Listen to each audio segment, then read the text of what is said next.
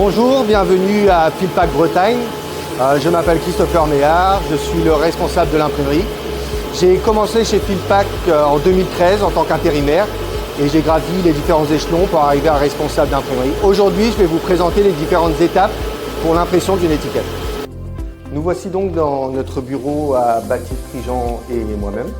Nous recevons les fichiers par mail. Après l'avoir étudié et adapté à notre cahier des charges, la demande de BAT est envoyée directement au photograveur. Une fois réceptionnée, nous l'envoyons au client.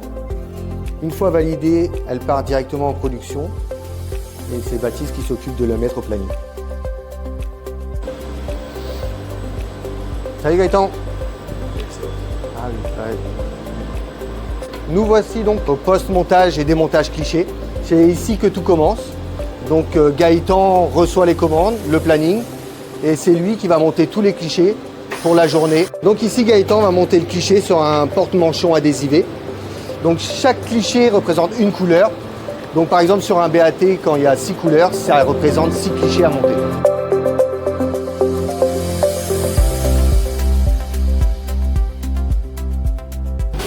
Donc voici une de nos 2 presses d'impression, une 8 couleurs. Donc le principe de la flexo est le suivant. Il y a un encrier où on vient mettre de l'encre. Un barboteur vient récupérer l'encre dans l'encrier. Il vient le déposer sur un anilox. Ensuite, il y a une raque qui vient racler l'encre sur l'anilox. On vient ensuite déposer sur le manchon porte-cliché.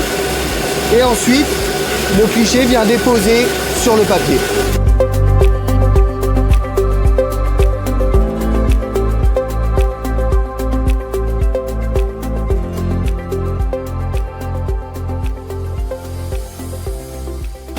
Après le passage dans les différents groupes d'impression, on arrive au poste de découpe. Donc c'est une découpe rotative où on vient découper l'étiquette et le squelette est directement aspiré et broyé.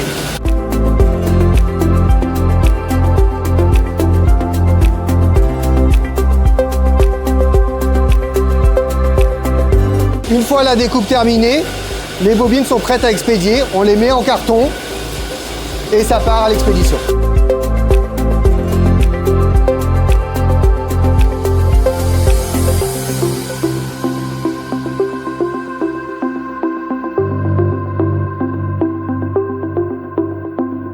Une fois la commande terminée, les palettes sont stockées ici afin d'être filmées et elles sont ensuite expédiées à nos différents clients.